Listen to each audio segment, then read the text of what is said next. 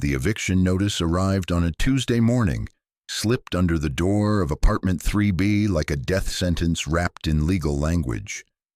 Elena Vasquez sat on the floor of her daughter's bedroom, the paper trembling in her hands, while 7-year-old Sofia slept peacefully in the corner, curled around a stuffed rabbit that had lost most of its stuffing months ago. 30 days. That's what the bolded text said.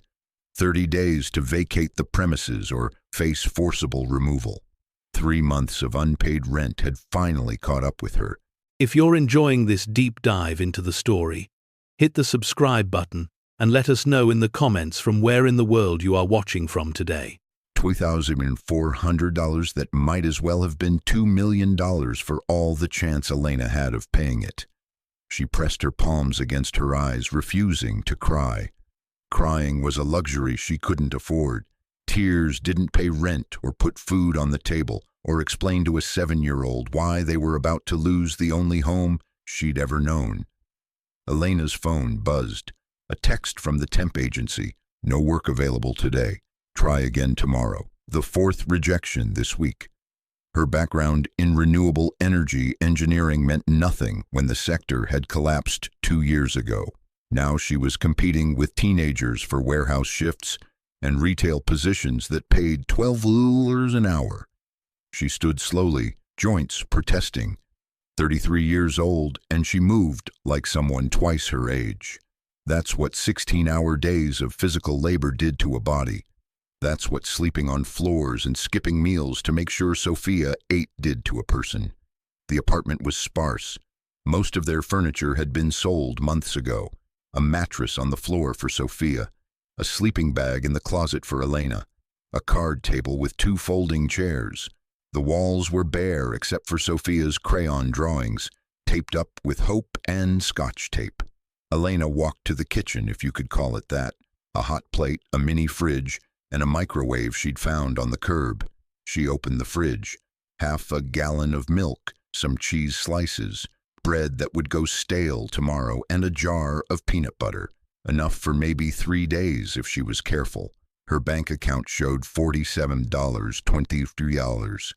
That was it. Everything she had in the world. $47.23 between her daughter and the street. The lawyer's letter sat on the counter, unopened. It had arrived 3 days ago, forwarded from an address she hadn't lived at in 5 years. Elena picked it up, feeling the weight of expensive paper stock. The return address was from Mitchell & Associates in Houston. She didn't know anyone in Houston, didn't know any lawyers, period. Probably more debt collectors. Another creative way to squeeze blood from stones. She almost threw it away, but something made her slide her finger under the seal. The letterhead was formal, intimidating. To Ms. Elena Marie Vasquez, regarding the estate of Harold Pemberton, deceased. Elena read the first paragraph 3 times before the words made sense. Your maternal grandfather, Harold Pemberton, passed away on March 15th. Our firm has been retained to settle his estate. As his sole surviving heir, you are entitled to certain assets. Grandfather. Elena's mind went blank. She had a grandfather, had, past tense, a man she'd never met, never even knew existed, because her mother had severed all family ties before Elena was born. The letter continued. Mr. Pemberton's estate includes a property in West Texas, Culberson County, approximately 140 acres. The property contains structures and equipment in various states of disrepair. Total assessed value for tax purposes is $1. You may claim this inheritance by contacting our office within 60 days. $1. Her inheritance was worth exactly $1. Elena laughed, a sound that bordered on hysteria. Of course. Of course her long-lost grandfather would leave her something worthless. Why break the pattern of her entire life? But property was property, even worthless property, and they were about to be homeless. Elena grabbed her phone and dialed the number on the letterhead. A receptionist answered on the 3rd ring, professional and distant. I received a letter about Harold Pemberton's estate. I am Elena Vasquez. Papers rustled, keyboard clicks. Yes, Ms. Vasquez. Mr. Mitchell has been expecting your call. One moment. The hold music was classical, expensive sounding. Elena paced the tiny kitchen, her heart hammering. A man's voice came on, smooth and measured. Ms. Vasquez, Theodore Mitchell, thank you for reaching out. I'm sorry for your loss. I never knew him. Yes, I'm aware. Your grandfather was quite explicit about the circumstances. Mitchell's tone shifted, becoming more businesslike. The property in question is a former wind farm, decommissioned in 2019. The structures are in poor condition. The land itself has minimal agricultural value. No water rights, no mineral rights. Essentially, it's a liability. Then why am I inheriting it? Your grandfather's instructions were very specific. The property goes to you and only you. If you decline, it reverts to the state. But I should warn you, there are outstanding property taxes, about $8,000. Elena felt the floor tilt. $8,000. She might as well owe $8 million. If you accept the inheritance, you assume responsibility for those taxes. The county could foreclose within 6 months if they're not paid. Mitchell paused. My professional advice is to decline and let the state deal with it. What's on the property? You said structures. 3 wind turbines, non-operational. Various outbuildings in states of collapse. A small residence, uninhabitable according to the last inspection. The property has been abandoned for 5 years. Elena looked at the eviction notice on the floor, at Sofia sleeping in the corner, at the $47.23 in her bank account. I'll take it. Mitchell's silence spoke volumes. Ms. Vasquez, I don't think you understand. This property will cost you money you clearly don't have. It's not an asset, it's a burden. I understand. Perfectly, do I need to sign something? More silence, then a sigh. I'll prepare the paperwork. You'll need to appear in person to finalize the transfer. Our office is in Houston. Can you mail them? Estate transfers require notarization and in-person verification. Elena did the math. Houston was 450 miles away. Gas, food, maybe a cheap motel. Money she didn't have for property she couldn't afford. I'll be there Friday. She hung up before Mitchell could argue further. Then she stood in her kitchen staring at the eviction notice and the lawyer's letter and wondered if she'd just made the biggest mistake of her life or the only choice that mattered. The apartment manager, Mrs. Chen, was surprisingly understanding when Elena explained the situation. Or maybe she just wanted to avoid the messiness of a formal eviction. You've got until the end of the month. After that, I have to change the locks. Mrs. Chen's expression softened slightly. I'm sorry, Elena. You're a good tenant, but 3 months is my limit. Elena sold everything that wasn't essential. The card table and chairs went to a college student for $30. Her old laptop, barely functional, brought $50 from a pawn shop. Sofia's unused toys, the ones she'd outgrown, sold for $25 at a consignment store. By Thursday evening, Elena had $187 total. Everything they owned fit into 4 garbage bags and a backpack. She loaded them into her 2004 Honda Civic, the car that burned oil and made concerning noises but still ran. Sofia watched from the apartment doorway, clutching her stuffed rabbit. Mama, where are we going? On an adventure, baby. Remember how I told you about the property? The one with the windmills? That's right. Elena knelt to her daughter's level. It's going to be different from here. No other kids nearby, no playground, but it's ours. Nobody can take it from us. Sofia's eyes were too serious for 7 years old. Is it because we don't have money? The question stabbed through Elena's heart. It's because we're starting fresh. New place, new possibilities. They left at dawn on Friday, the Honda loaded beyond safe capacity. Elena had $187, a quarter tank of gas, and the address of a lawyer's office in Houston. If you find this story engaging, please take a moment to subscribe and enable notifications. It helps us continue producing in-depth content like this. She'd calculated the trip down to the dollar. Gas to Houston, $40. Cheap motel, $45. Gas to West Texas, $60. That left $40 for food and emergencies. Sofia fell asleep in the back seat before they hit the highway. Elena drove in silence, watching the sun rise over flat Texas landscape, and tried not to think about what they'd do if the car broke down, if they ran out of money, if this property turned out to be exactly as worthless as everyone said. The radio played country music and news about the renewable energy sector's continued decline. Companies going bankrupt, workers laid off, wind farms sitting idle because maintenance costs exceeded profit margins. Elena had been one of those workers. 6 years of engineering school, 3 years of field experience, all made irrelevant when the industry collapsed. They reached Houston by noon. Mitchell and Associates occupied the 15th floor of a glass tower downtown. Elena parked in a garage that cost $20, money she couldn't spare but had no choice about. Sofia woke up grumpy and hungry. Elena bought her a hot dog from a street cart for $5. Then they rode the elevator up, both of them dirty from the road and desperately out of place among the polished professionals. Theodore Mitchell was exactly what Elena expected. 60-something expensive suit, office with a view. He looked at Elena and Sofia with barely concealed pity. "Ms. Vasquez, I have to ask one more time. Are you certain about this?" Elena sat in the chair across from his desk, Sofia on her lap. "Show me the paperwork." Mitchell slid a folder across. "This is the deed transfer. This is the property survey. This is the tax assessment. And this," he pulled out a sealed envelope, "is a letter your grandfather asked me to give you if you accepted the inheritance."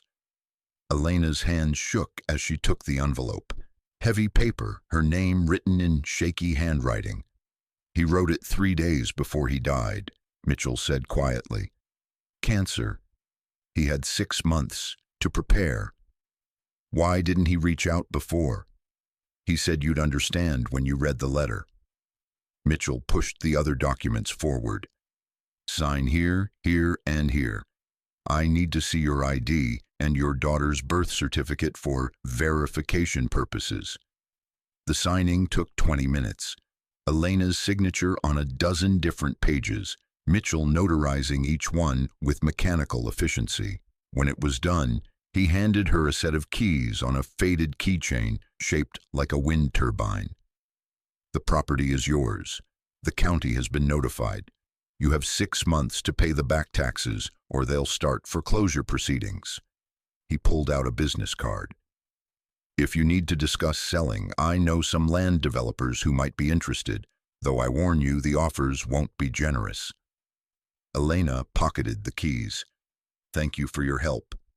In the parking garage, sitting in the Honda with Sofia eating crackers beside her, Elena opened her grandfather's letter. The handwriting was shaky but legible. "Elena, I'm sorry. Sorry I never met you. Sorry I let your mother's anger keep me away. Sorry I'm leaving you with this mess instead of something useful. The wind farm was my dream. Clean energy, a better future, all the idealistic nonsense they sold us on. I bought the land in 2009, built 3 turbines in 2012. For 7 years they spun and generated power, and I thought I was part of something important. Then the market shifted, maintenance costs went up, energy prices went down.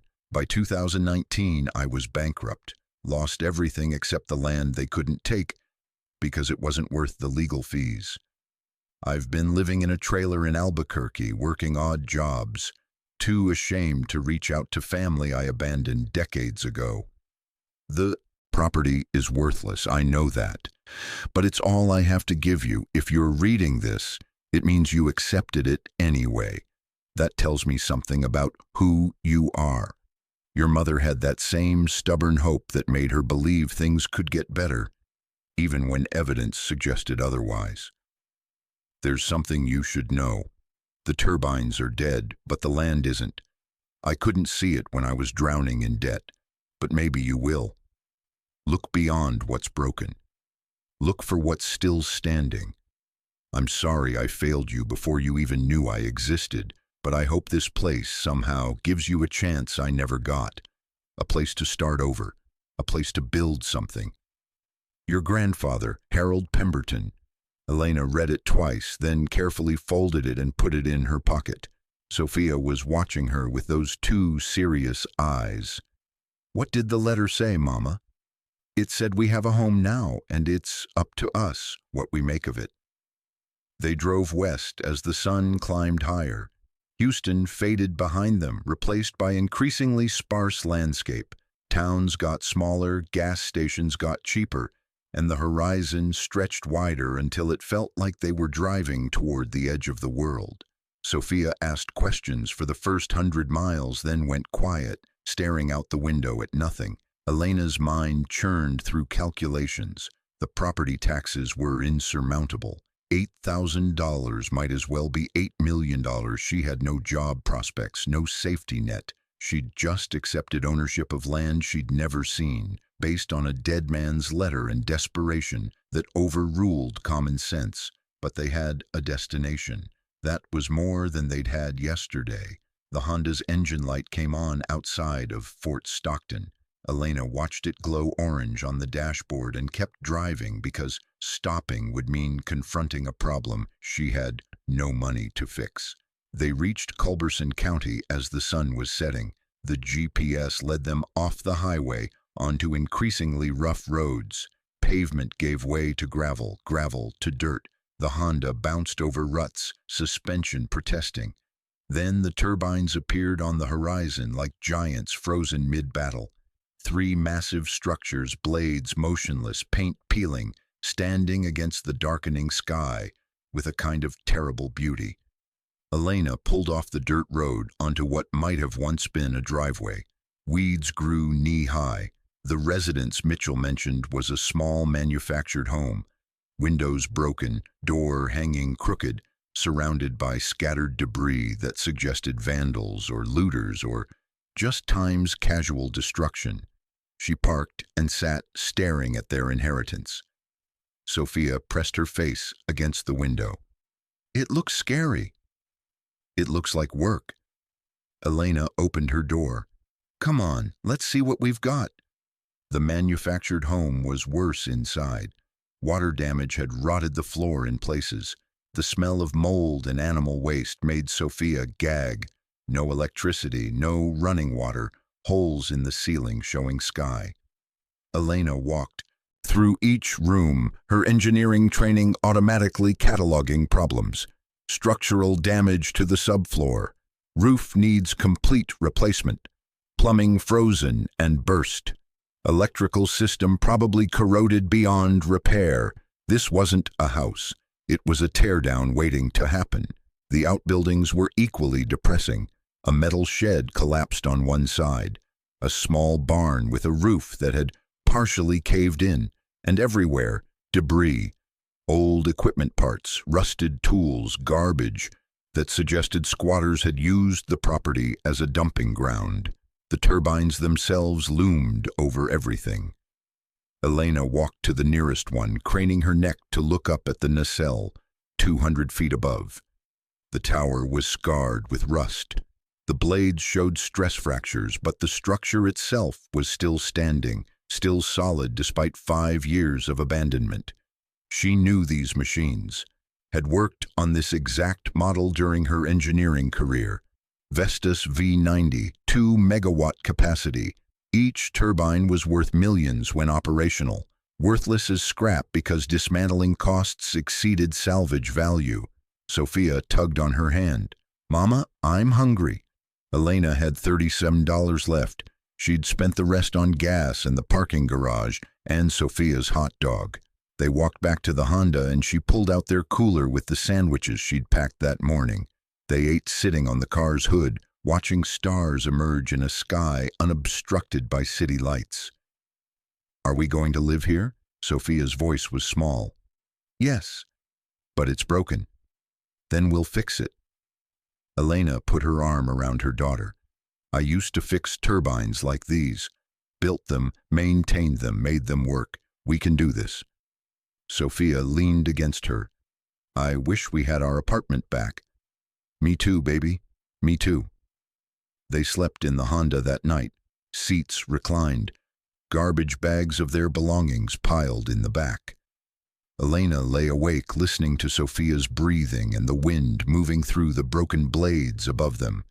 The sound was eerie, like ghosts whispering about all the energy that would never be generated, all the dreams that had died here. She thought about Mitchell's offer to connect her with developers, thought about selling for whatever pittance they'd offer, taking that money and finding another apartment in another city where they'd be back to square one in 6 months.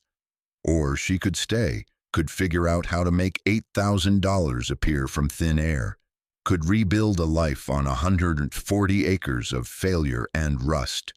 The choice wasn't really a choice at all. Running had gotten her here. Maybe staying was the only direction left. Dawn came cold and bright. Elena woke stiff from sleeping in the car, her back screaming protest. Sofia was still asleep, face peaceful in a way it never was when awake lately. Elena stepped out into the morning and really looked at what they'd inherited. In daylight, the devastation was more obvious, but so was the potential. The land itself was flat and clear. The turbines, while damaged, weren't toppled or destroyed. The manufactured home was a loss, but the foundation underneath might be salvageable. She walked to the nearest turbine and placed her hand against the tower. The metal was cold and rough with rust, but solid. These structures were built to withstand decades of wind and weather. They'd survive longer than most buildings.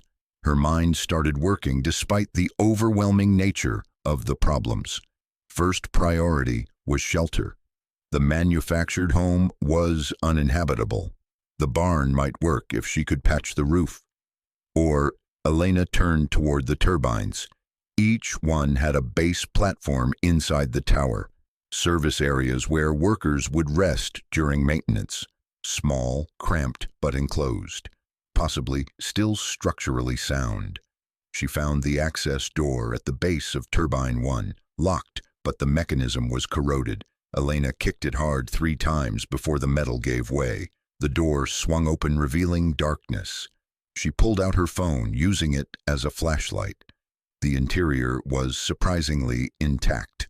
The ladder leading up to the nacelle was rusted but present. The base platform showed water damage, but no structural collapse. It was maybe 15 feet in diameter, enough space for 2 people if they didn't mind close quarters. More importantly, it was enclosed, protected from wind and rain, and probably invisible to anyone driving past the property. Elena heard Sofia calling from the car. She walked back, her mind already planning. "We're going camping," Elena announced, "inside the windmill." Sofia's eyes went wide. "Really? Really? Come on, let's bring our stuff inside." They spent the morning making the turbine base habitable. Elena swept out debris and animal droppings. They spread their sleeping bags on relatively dry areas of the floor, hung a tarp to create a makeshift privacy curtain, used their cooler as a table. It was cramped and dim and smelled like rust and old machinery, but it was shelter. It was theirs, and nobody could evict them from property they owned. Sofia adapted faster than Elena expected. Children were resilient like that, turning nightmare situations into adventures because they didn't know enough to be properly scared. "Can I explore the other windmills?" "Stay where I can see you." Elena pulled out their remaining food. Peanut butter, bread, the last of the cheese. Enough for maybe 2 more days. After that, she'd need to figure something out.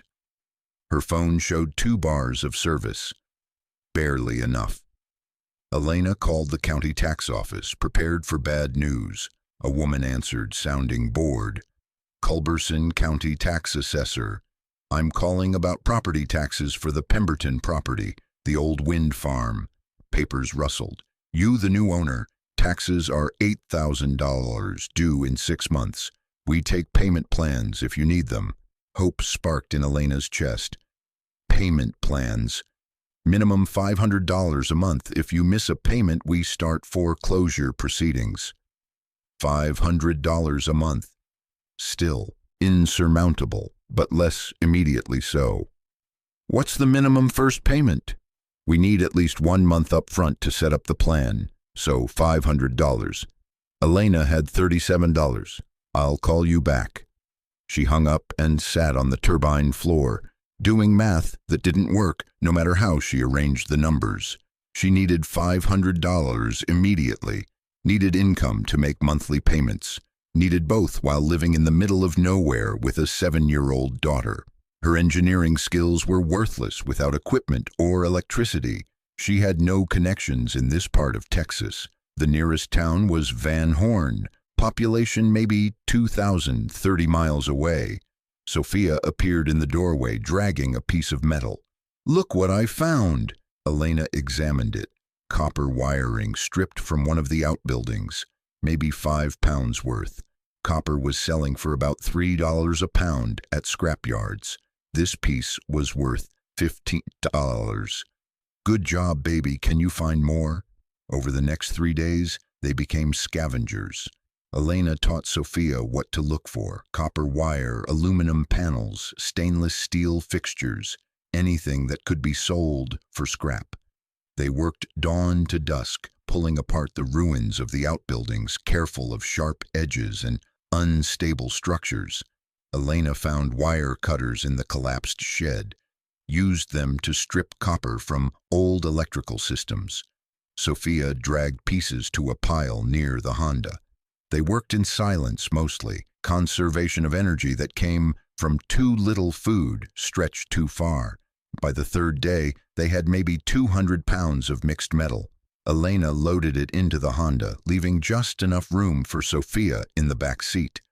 They drove to Van Horn, to a scrapyard that smelled like motor oil and burnt metal. The yard operator looked at Elena with the kind of expression people reserved for desperate situations they pretended not to see. "This from that old wind farm?" Elena nodded, too tired to explain. He weighed everything on a large scale, typed numbers into a computer that seemed ancient. "Best I can do is $285. It wasn't enough, wasn't even close to enough, but it was more than the $37 she'd had 3 days ago. Deal." He paid cash. Elena took the money and drove them to a grocery store, bought rice, beans, peanut butter, bread, canned vegetables, food that would last, filled the car with gas, bought a cheap camp stove and propane, bottled water. She spent $120 total, leaving them with $165. Still nowhere near $500, but they wouldn't starve this week. On the drive back, Sofia asked, "Mama, are we poor?" The question was so direct it took Elena's breath away. "Yeah, baby, we're pretty poor right now." "Because Daddy left?" "That's part of it." Elena's ex-husband had disappeared 2 years ago, leaving behind debt and broken promises, but also because sometimes life is hard and unfair. "Will we always be poor?" "No." Elena said it with more certainty than she felt. "We're going to figure this out. It just takes time." Back at the property, Elena set up the camp stove outside the turbine, made rice and beans that tasted like survival. They ate sitting on the turbine floor, using their cooler as a table, Sofia's stuffed rabbit propped up like a guest. "Tell me a story," Sofia said after dinner. Elena was exhausted, but she forced herself to think. Once upon a time, there was a girl who lived in a windmill castle. She made up a story about a girl who could control the wind, who lived in a magical turbine that spun and created power for an entire kingdom. Sofia fell asleep before the ending, curled up in her sleeping bag with a small smile. Elena sat awake for hours, staring at the rusted machinery around them. She'd worked on turbines for 3 years, knew their systems inside and out. knew that even a damaged turbine had valuable components if you knew where to look. The problem was extracting them without equipment. The nacelle 200 feet above contained copper, rare earth magnets, steel components worth thousands. But reaching it required climbing equipment, safety harnesses, knowledge of how to dismantle without causing catastrophic structural failure. All things Elena had, or used to have, when she worked for a company with resources and insurance and teams of workers.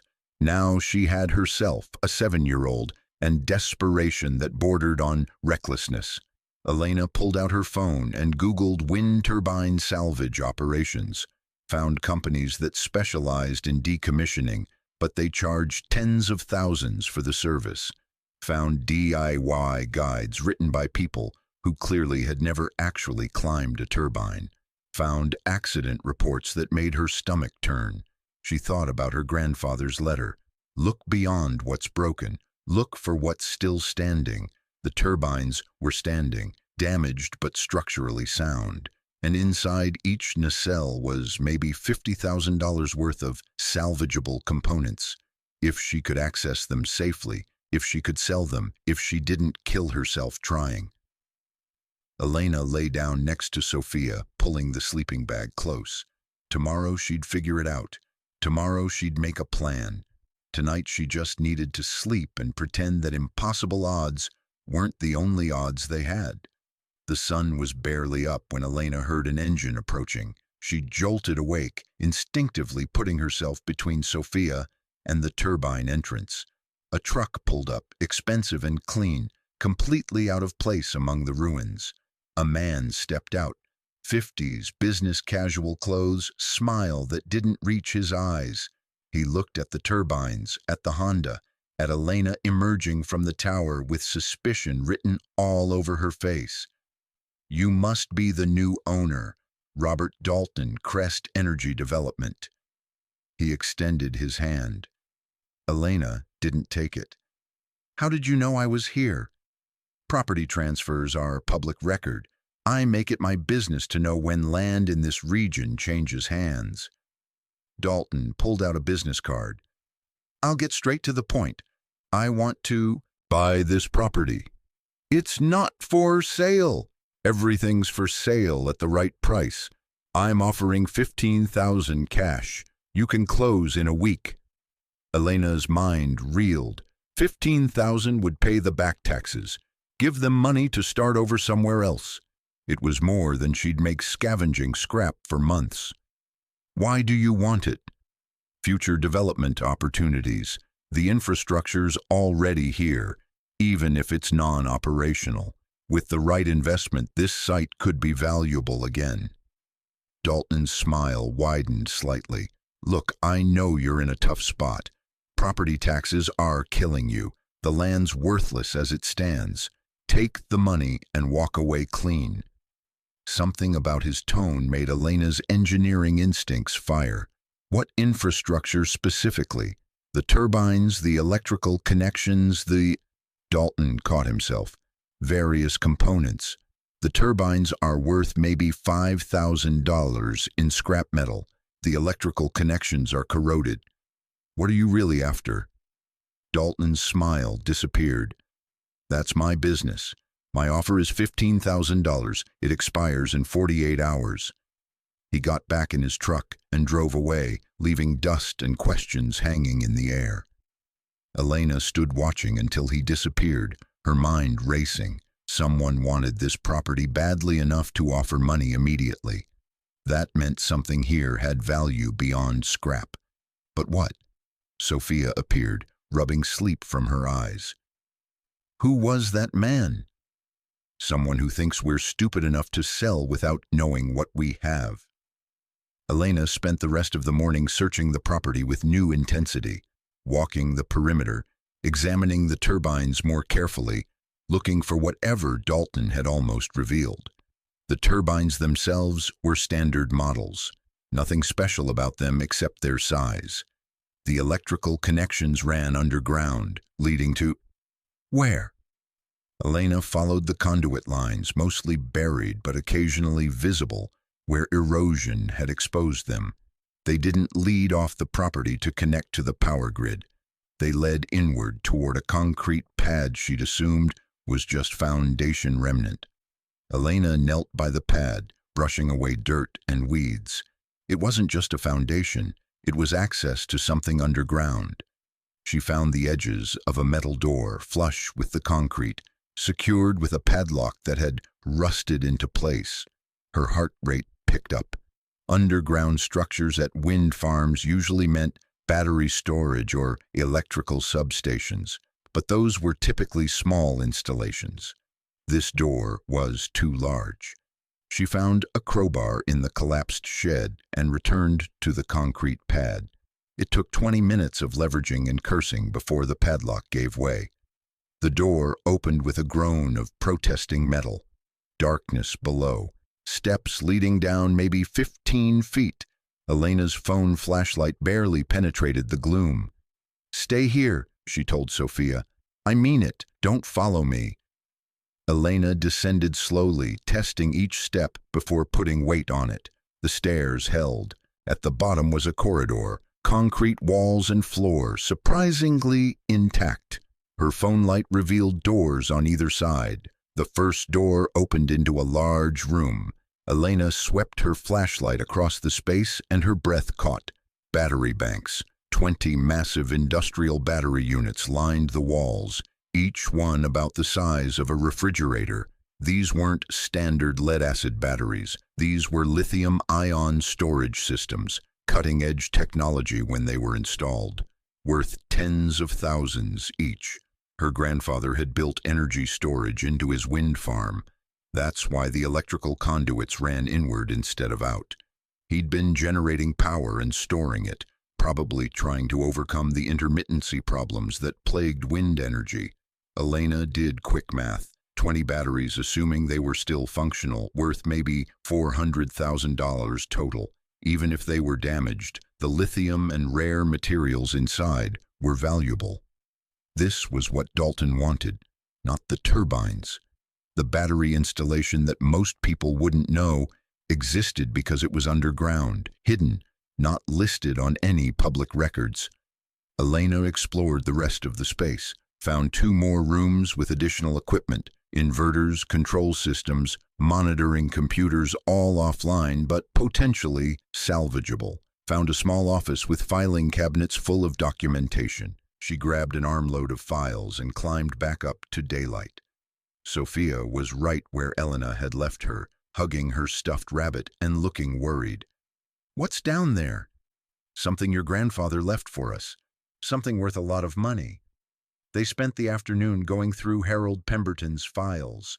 Purchase orders, installation records, technical specifications. The battery system had been installed in 2018, 1 year before the wind farm shut down. Cost $850,000, funded by a federal grant for renewable energy research. Harold had documented everything meticulously: energy production logs, maintenance schedules, performance reports. The system had worked beautifully for 8 months. Then the grant money ran out. The wind farm became unprofitable, and Harold had shut everything down rather than sell it off piece by piece. Elena found a letter in the files addressed to no one, dated 6 months after shutdown. "I can't bear to dismantle what I've built. This technology works. The batteries store 12 megawatt hours. The turbines, when operational, could generate enough power to charge them fully every 3 days. Together, they could power 800 homes continuously. This is the future we were promised. Clean, sustainable, revolutionary. But the market doesn't care about revolutionary. It cares about quarterly profits. So this beautiful system sits idle, waiting for someone who can see its value beyond the bottom line. I'm sorry I couldn't be that person. Maybe whoever comes next will be." Elena set the letter down carefully. Her grandfather hadn't just left her worthless land. He'd left her the foundation of something revolutionary that had failed only because he'd run out of time and money. The batteries alone were worth enough to pay the property taxes 4 times over, but selling them meant dismantling the system, destroying what Harold had built, accepting defeat the same way he had. Elena looked at the turbines towering overhead, looked at her daughter playing in the dirt with a stick, looked at the files documenting a dream that had died through no fault except bad timing and worse luck. She pulled out Dalton's business card and called the number. He answered on the first ring. "Changed your mind about my offer?" "I know about the batteries." Silence. Then Dalton's voice went cold. "Who told you?" "Nobody needed to tell me. I'm a renewable energy engineer, was anyway before the sector collapsed." Elena kept her voice steady.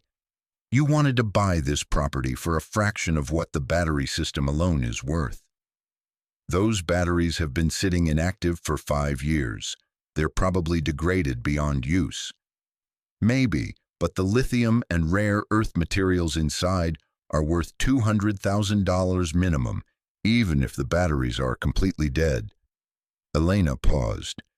"You were betting I wouldn't know that I'd take your $15,000 and walk away happy." More silence. "What do you want?" "Nothing. I'm keeping the property. Just wanted you to know that I'm not as stupid as I look." She hung up before he could respond. Her hands were shaking, adrenaline and fear mixing into something that felt dangerously close to hope. Sofia looked up from her playing. "Are we going to sell the windmills?" "No, baby, we're going to make them work again." The enormity of that statement didn't hit Elena until that night, lying in the turbine base while Sofia slept. She'd just committed to restoring a dead wind farm with no money, no equipment, and no crew. It was insane. It was impossible. It was the only choice that felt right. Elena pulled out her phone and started making lists. What she'd need: tools, replacement parts, climbing equipment, safety gear, electrical testing equipment, technical manuals. What she had: engineering knowledge, desperation, and a 7-year-old who believed her mother could do anything. The gap between those two lists was astronomical, but she'd start with what she could control. Tomorrow she'd inventory the battery system, test each unit to see what was salvageable, document everything. Then she'd figure out the next impossible thing. The battery tests took 3 days. Elena had found a basic multimeter in Harold's old toolbox and used it to check each unit individually. Of the 20 batteries, 14 showed no charge, but appeared structurally intact. 4 showed signs of internal damage. 2 were completely dead, cases cracked, leaking fluid that suggested years of neglect. But 14 functioning battery units was enough. If she could repair or replace the damaged ones, if she could get the control systems working, if she could generate power with at least 1 turbine.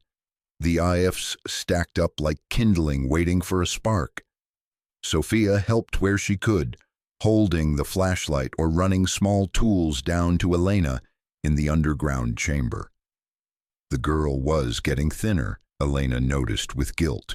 They were down to 1 meal a day, supplemented by whatever Elena could make stretch: rice and beans, peanut butter sandwiches, ramen noodles bought for pennies. On the 4th day, Elena was testing voltage readings when she heard voices above. She climbed up quickly, protective instincts firing. 2 women stood by the Honda. One was maybe 60, wearing work clothes and a practical expression. The other was younger, 30s, with kind eyes and a clipboard. "You must be Elena Vasquez." The older woman extended her hand. "I'm Martha Reeves. This is Caroline Price. We run the community center in Van Horn." Elena shook hands warily. "How did you find me?" "Small county. Word gets around when someone new moves onto abandoned property." Martha's gaze swept the turbines, especially when that someone turns down Robert Dalton's money. "You know Dalton?" "Everyone knows Dalton. He's been buying up land in this area for 2 years, paying bottom dollar for properties in distress." Caroline pulled out a folder. "We came because we heard you might need help." "I don't take charity." "Good, because we're not offering it." Martha smiled. We're offering opportunity. The community center serves about 200 families in this area, low income mostly. A lot of them struggle with electricity costs, especially in summer when cooling is essential. Carolyn picked up the thread. We've been looking into renewable energy solutions, community solar, wind power, anything that might reduce costs, but the capital requirements are beyond what we can fundraise. Elena saw where this was going. You want to use my turbines. We want to partner. Martha's expression was earnest. You've got infrastructure that could generate significant power. We've got a community that needs it.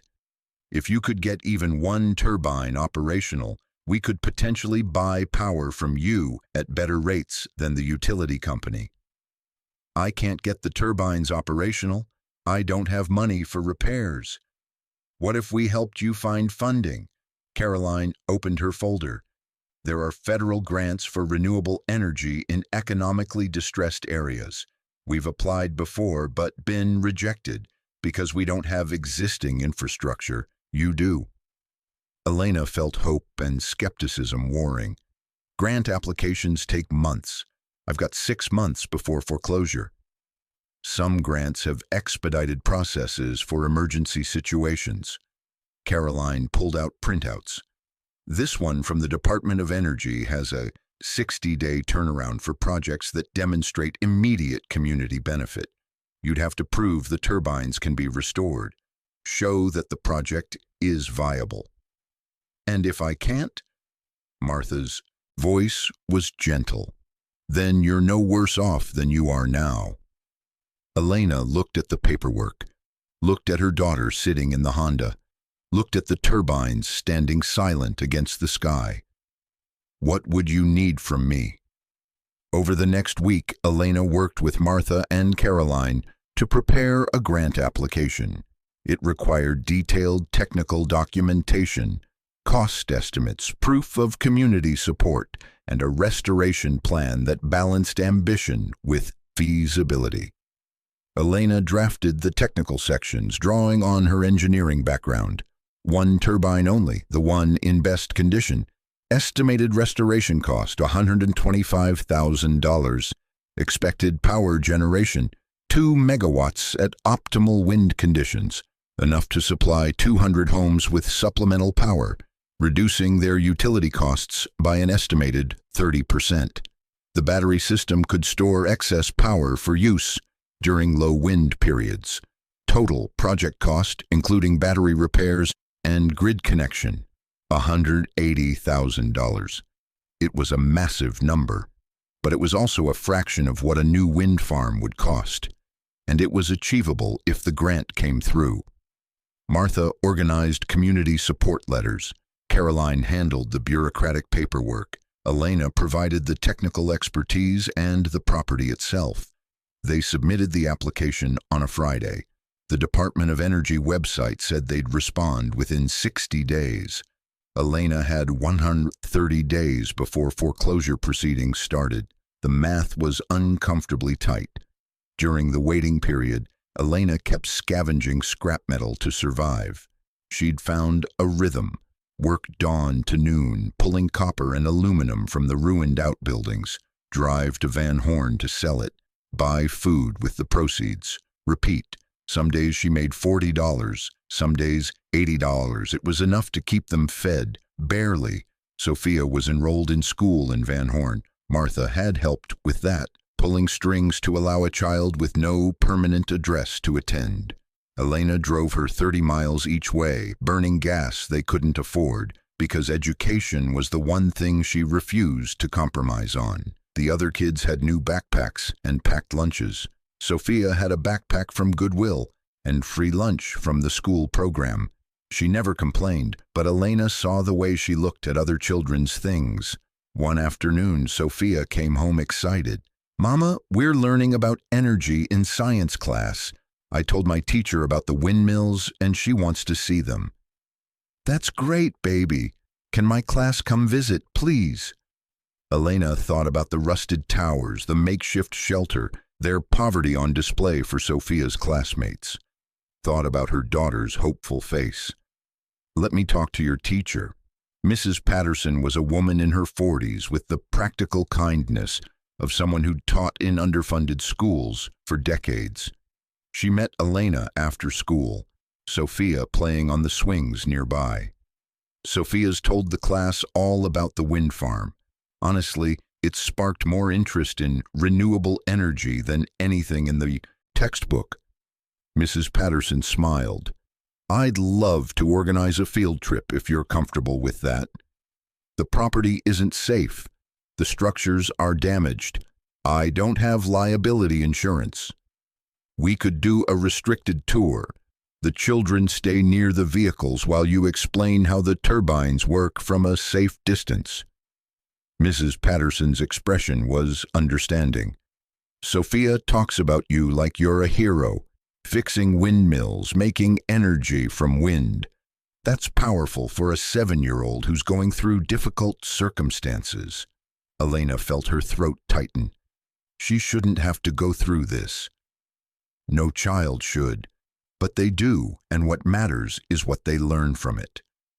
Mrs. Patterson touched Elena's arm briefly. "Sofia is learning that her mother fights. That's worth more than you know."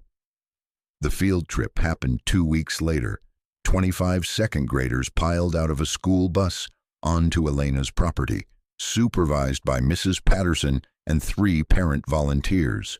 Elena had cleaned up the immediate area as best she could. She stood next to Turbine 1 and explained how wind energy worked, how the blades caught wind and turned a generator, how that generator created electricity that could power homes and schools. The children asked endless questions. How tall is it? How fast do the blades spin? Can we go inside? Why did it stop working?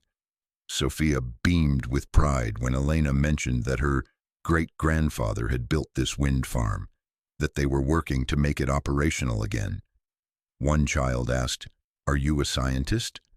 "I'm an engineer. I design and fix things." "Why don't you just fix it then?" The question was so innocent it hurt. "Because fixing something this big requires money and time and help, but we're working on it." After the children left, Mrs. Patterson pulled Elena aside. "That was wonderful. Thank you for letting us visit." She pulled out an envelope. "The PTA took a collection for the restoration project. Inside was $287, not much in the scheme of $180,000, but it was something." "I can't take this." "Yes, you can. Those kids are invested now. They want to see the turbines spin." Mrs. Patterson smiled. "Consider it the first contribution to your impossible project." Elena drove home with Sofia, chattering about her friend's reactions.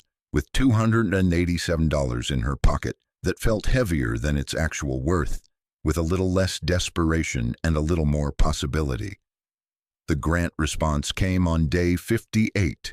Elena had been checking the DOE website obsessively, refreshing the application status page every few hours. When the status changed to "Decision rendered," she clicked with shaking hands. Approved. Conditional upon technical review and site inspection within 30 days. Elena read it 3 times. Then she walked outside the turbine base and screamed with joy and terror, because this was real now. This was actually happening, and she had no idea if she could pull it off. The grant was for $175,000, slightly less than requested, but enough. Enough to restore Turbine 1.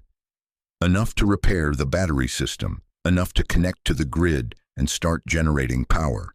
The conditions were strict. Technical review by a DOE inspector within 30 days. Demonstration of viable restoration plan. Proof of qualified personnel. Completion of work within 6 months. Failure to meet any condition would result in grant revocation and repayment of disbursed funds. Elena called Martha immediately, then Caroline. Then she sat in the turbine base and let herself feel it fully, relief and fear and the crushing weight of responsibility. The DOE inspector arrived 3 weeks later. Her name was Dr. Patricia Okoye, and she was exactly the kind of person Elena had worked with in her previous career. Brilliant, thorough, and completely unsympathetic to excuses. Dr. Okoye spent 2 days examining every aspect of the property. She climbed Turbine 1 with Elena, both of them harnessed and roped, inspecting the nacelle and blade mechanisms.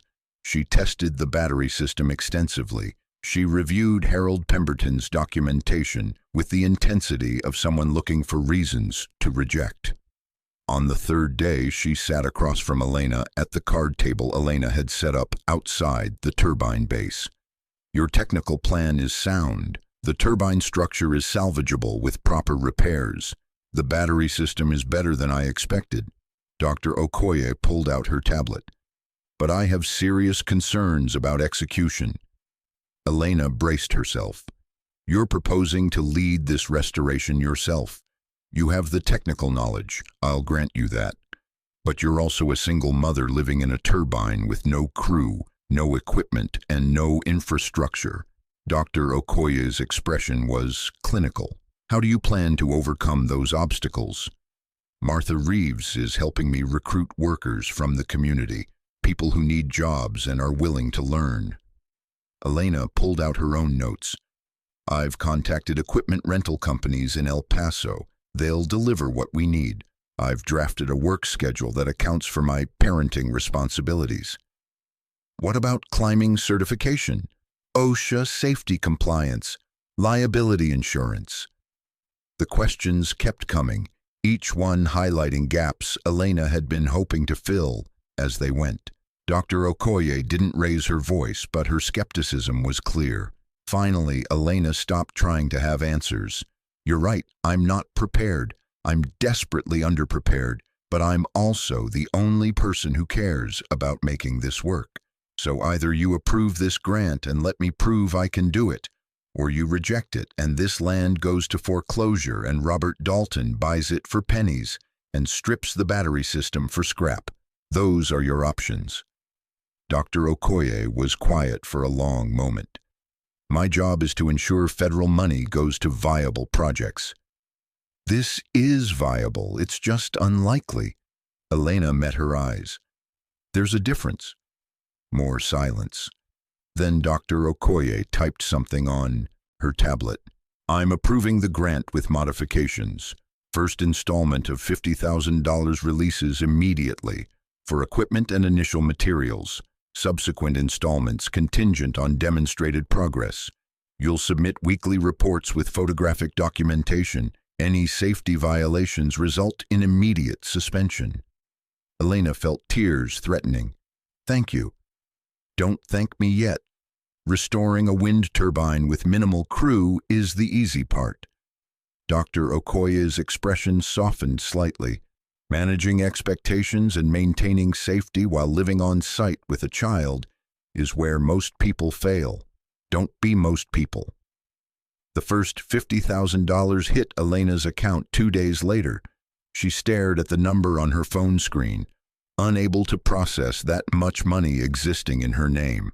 The first thing she did was pay the county tax office, $8,000 immediately, plus setting up automatic payments of $500 monthly to cover current taxes.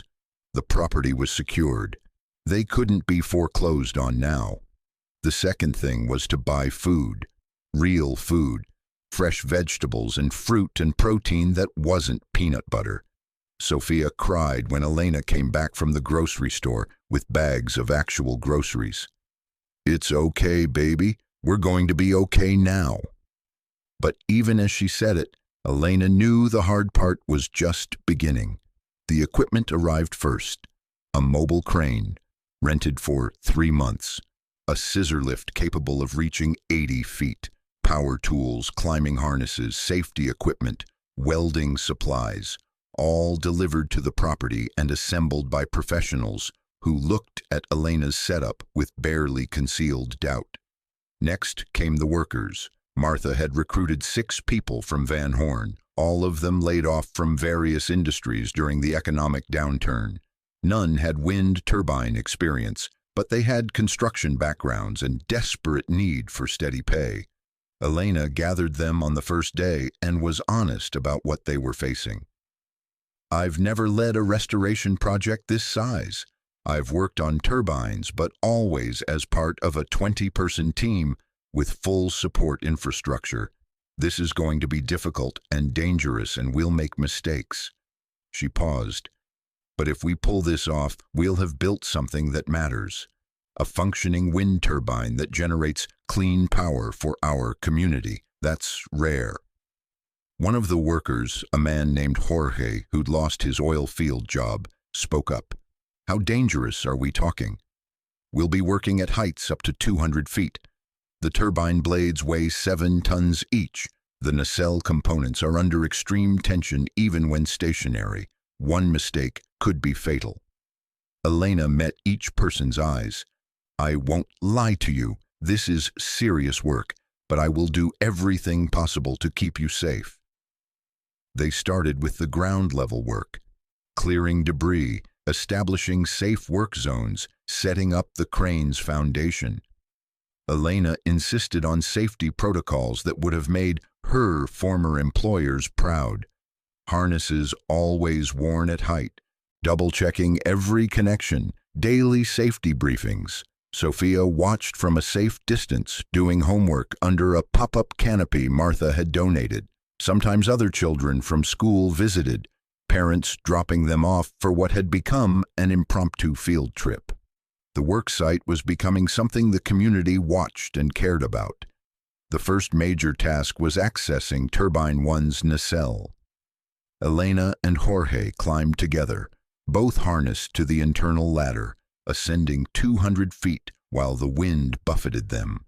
At the top, Elena opened the nacelle door and they squeezed inside. The space was cramped, filled with machinery that had been idle for 5 years, but the major components were intact.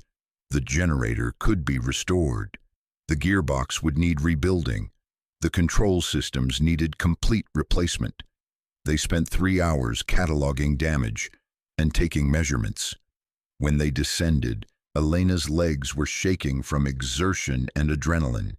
"That's where we'll spend most of the next 6 months," she told the crew, "inside that box making everything work again." The work fell into a rhythm. Elena and the crew spent 8 hours a day on restoration tasks. Sofia went to school, came home, did homework under the canopy. Evenings were for planning the next day's work and updating Dr. Okoye with progress reports. The first month was mostly disassembly, removing damaged components, cataloging what could be repaired versus what needed replacement. Elena had budgeted for new parts, but every component they could salvage stretched the grant money further. They found unexpected challenges constantly, bearings seized after years of inactivity, electrical connections corroded beyond repair, the blade pitch mechanisms frozen in place. Each problem required creative solutions, and time they barely had. But they also found unexpected allies. A retired wind turbine technician in El Paso heard about the project and drove out to volunteer expertise. A technical college in Las Cruces offered to let students participate for course credit. The community center organized fundraising dinners, pulling in another $3,000 for supplies. Sofia's teacher brought her class for a second field trip. The children who'd seen a dead monument 2 months ago now saw scaffolding and equipment and people working. They asked if the turbine would really spin again. "Yes," Elena told them, believing it now. "It will." The second month was reconstruction. Installing the rebuilt gearbox took 2 weeks and required precision. Elena wasn't sure she could maintain. The tolerances were measured in micrometers. One misalignment would destroy the entire mechanism once the blades started turning. She worked until her hands cramped, double-checking measurements, consulting technical manuals by flashlight at night. Jorge and the crew learned quickly, their construction backgrounds translating to this specialized work better than Elena had hoped. The new generator arrived from a supplier in Dallas, refurbished but functional. Installing it required the crane and 6 people working in concert to lift 10 tons of equipment 200 feet up and thread it through the nacelle door. Elena supervised from the ground, talking the crane operator through each inch of movement. Sofia stood beside her, watching with the same intensity. "What if it falls?" Sofia asked. "Then we start over." Elena squeezed her daughter's hand. "But it won't fall, we're being careful." The generator slid into place after 3 hours of patient adjustment. Elena climbed up to secure it, Jorge beside her. When the final bolts were tightened, she allowed herself one moment of relief before moving to the next impossible task. Month 3 was electrical systems, rewiring the turbine's control systems, replacing corroded connections, installing new sensors and monitors. This was Elena's strength, the work she'd done most often in her previous career. She taught the crew to read circuit diagrams, to test connections, to understand how power flowed from the generator down to the battery system. Some workers picked it up naturally, others struggled but persisted because they needed the paycheck and believed in the project. Robert Dalton appeared twice during this period, parking on the road and watching. He never approached, never spoke, just observed. Elena ignored him, focused on work that couldn't afford distraction. The battery system required extensive repairs. Of the 14 functioning units, only 10 would hold a full charge after sitting idle for 5 years. Elena ordered 4 replacement units, stretching the grant budget to its limit. Dr. Okoye approved the purchase but warned that they had no financial cushion left. Everything from here needed to work perfectly the first time. Month 4 brought setbacks. A windstorm damaged some of the repair work on the blade mechanisms. One of the workers was injured when a tool slipped. Minor injuries, but enough to trigger an OSHA inspection that shut down work for a week. Dr. Okoye arrived unannounced, reviewed the incident reports, and issued citations for safety violations Elena hadn't known they were committing. The crew was deflated. Elena spent an evening wondering if they were going to fail after coming so far, but the next morning everyone showed up. Jorge brought coffee for the whole crew. Martha arrived with breakfast tacos. Sofia drew pictures of the spinning turbine and taped them to the side of the crane. They fixed the safety violations, passed the re-inspection, got back to work. The blade repairs took 3 weeks. Each blade was 150 feet long and weighed 7 tons. They had to be removed, brought to ground level, repaired, and reinstalled with millimeter precision. Elena had nightmares about dropping one, about wind catching a blade during installation and the whole structure collapsing. But the crew worked carefully, methodically, and the blades went back up one by one. By month 5, Turbine 1 was mechanically complete. Every component repaired or replaced. Every system tested and functioning.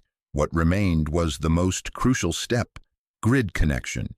This required coordination with the utility company, permitting from the state, and electrical work that had to meet code precisely. Elena hired a licensed electrician to supervise this phase, using the last of the grant money. The electrician, a woman named Sandra who'd worked on 3 other wind farms, was impressed despite herself. "You've done quality work here. This turbine will run for decades if maintained properly." "Will it generate power today?" Sandra laughed. "Not today. We need to finish the grid connection, get final inspections, and wait for the utility company to approve interconnection. 2 weeks minimum." 2 weeks felt like forever. The grant deadline was in 30 days. They were cutting it close, but the work continued. Trenching for underground cables, installing the interconnection equipment, running endless tests to prove the system was safe and functional. Sofia turned 8 during this period. Elena threw her a party at the worksite, the whole crew attending. They ate cake under the turbine, and Sofia blew out candles while making a wish. "What did you wish for?" Jorge asked. Sofia looked at the turbine, at the blades waiting to turn. "That it works." The final inspection was scheduled for day 173. 2 government inspectors, one from the State Utility Commission and one from the DOE. They arrived in separate vehicles, both carrying clipboards and authority. Elena had barely slept in 3 days, triple-checking every connection, every safety system, every component. The crew was exhausted but present, standing in a line like soldiers waiting for inspection. The review took 6 hours. The inspectors climbed the turbine, tested the electrical systems, reviewed documentation, asked questions Elena had prepared for. Through it all, she forced herself to stay calm, to answer confidently, to project competence even while her stomach churned. Finally, the state inspector signed off. "Electrical systems meet code. You're approved for grid interconnection." The DOE inspector took longer. He reviewed Dr. Okoye's progress reports, compared them to what he saw on site, and made notes Elena couldn't read. "Ms. Vasquez, I've inspected 12 wind energy projects this year. Most were routine upgrades to existing commercial farms." He looked at the turbine, at the crew, at Sofia standing nearby. "This is different. You've restored a dead facility with minimal resources and a crew of people who'd never touched a turbine before this project." Elena waited, afraid to hope. "It's remarkable. Unorthodox, probably shouldn't have worked, but remarkable nonetheless." He signed his clipboard. "You're approved. The grant is satisfied." The crew erupted in cheers. Jorge lifted Elena off the ground in a bear hug. Sofia ran over and was swept up in the celebration, but Elena's eyes were on the turbine. They'd passed inspection. The system was functional, but it hadn't generated a single watt of power yet. "When can we start it up?" she asked the inspectors. The state inspector checked his papers. "Utility company needs to verify the interconnection. That'll take about 3 days. After that, whenever you want." 3 days. After 6 months of work, they were 3 days from seeing if everything actually worked. The utility company verified the interconnection on a windy Thursday morning.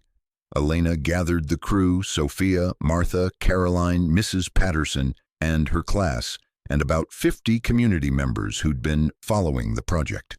They stood in a semicircle around Turbine 1's base. Elena held the control tablet that would start the system. She'd rehearsed this moment in her head 1,000 times, but now that it was real, her hands shook. "This turbine was built by my grandfather in 2012.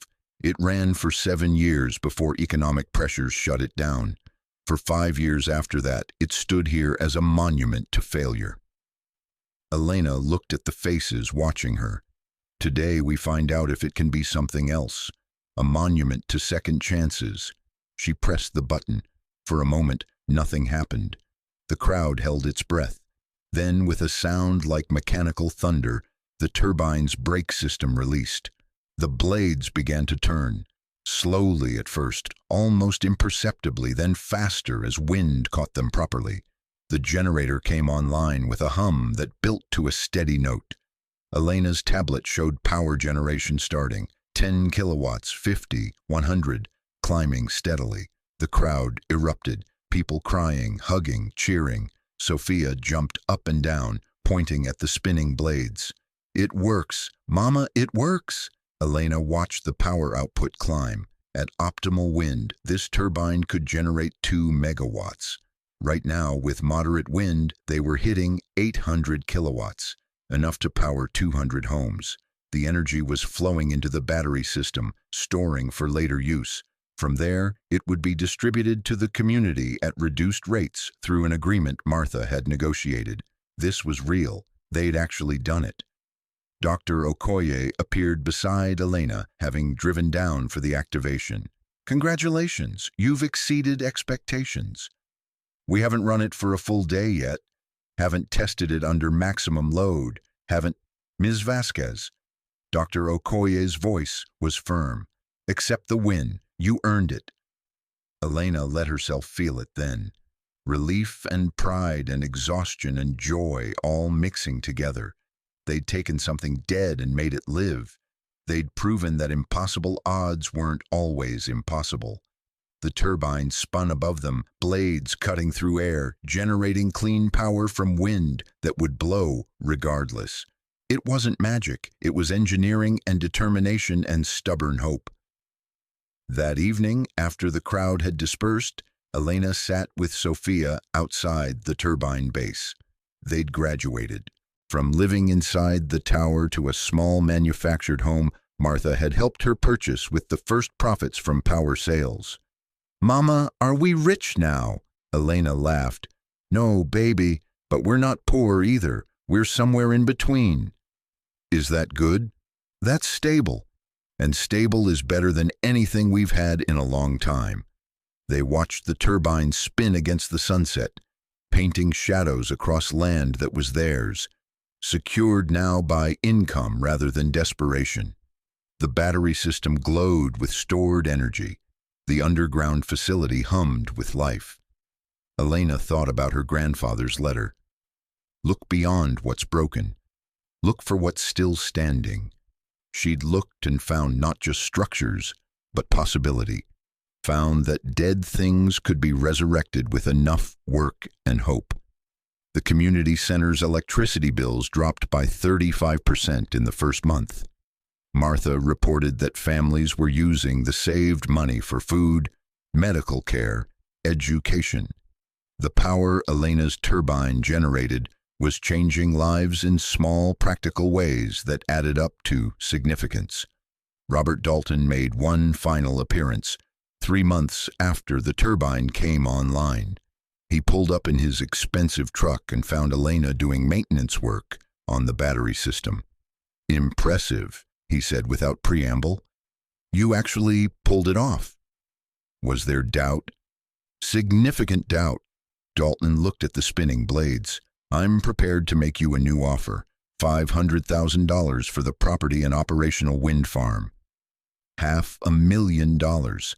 Life-changing money. Enough to secure Sofia's future, to never worry about rent or food again. "No." Dalton's eyebrows rose. "That's 10 times my original offer. And still not enough." Elena straightened, meeting his eyes. "This isn't about money. It's about what this place represents. My grandfather built something revolutionary that failed because of timing. I've given it a second chance. I'm not walking away from that." "You're being emotional, not logical." "Maybe, but this is my emotion and my logic to navigate." Elena gestured toward the road. "You can leave now." He left. Elena never saw him again. The wind farm expanded slowly over the next year. Elena secured additional grants to restore Turbine 2, hired more workers from the community, training them in renewable energy maintenance. The operation became profitable enough to support a small staff. Sofia thrived. Her grades improved. She made friends.